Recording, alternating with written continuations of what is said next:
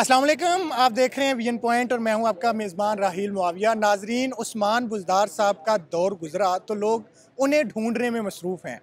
लोग तलाश करते हैं कि आखिर वो जनूबी पंजाब का हीरा कहाँ चला गया, जिसको इमरान खान साहब बड़ा ढूंढ के लाए थे देहात में से निकाल के, लेकिन वो तो नहीं मिले।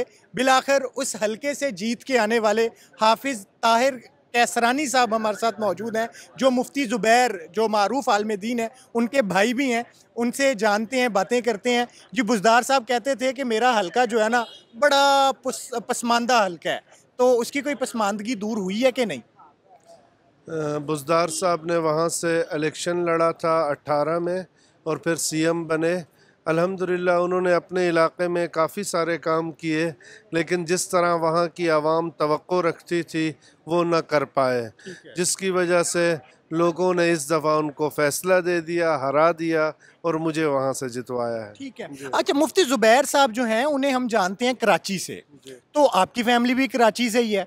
आप लोग कराची शिफ्ट होने के बावजूद तौसा से इलेक्शन जीत गए, कैसे मुमकिन हुआ? हमारा आबाई हलका तौसा है और हम वैसे तो कराची में होते हैं, लेकिन मैं एक अरसा दराज से 2009 से यहाँ वेलफेयर के काम करता हूँ। एम्बुलेंस सर्विस हमारे इलाके में चल रही है। हमने कई सारे स्कूल बनाए हैं, कई मसाजिद बनाए हैं। पिछले 22 के सैलाब में 700 लोगों को घर बना कर दिए, 70,000 की आबादी को हौस कनेक्शन, घर घर पानी दिया।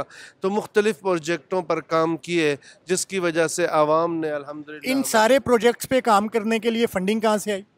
अल्हम्दुलिल्लाह हमारा कराची में दीनी इदारा भी है और वेलफेयर इदारा है, एनजीओ इदारा है, जिसकी वजह से हम पाकिस्तान और पाकिस्तान भर से लोग, बाहर से भी लोग इस हवाले से ताउन करते हैं और हमने काम किया। ठीक है। और उस सिलसिला में लोगों ने आपको फिर वोट दिए, तो तहरीक इंसाफ को क्यों चूज़ किया? वही जमात क्यों? नज़रियाती वाबस्तगी या कोई और वजह? हमें तहरीक इंसाफ से मोहब्बत भी थी और साथ साथ में मैं 18 के अंदर आज़ाद हैसियत से लड़ा था और इस वक्त हमारे साथियों का फ़ैसला हुआ, दोस्तों का, तो हम पीटीआई के साथ खड़े हैं। ठीक है। अच्छा, लोग ये भी बड़ा जानना चाहते हैं कि बुज़दार साहब वहाँ क्या करते हैं?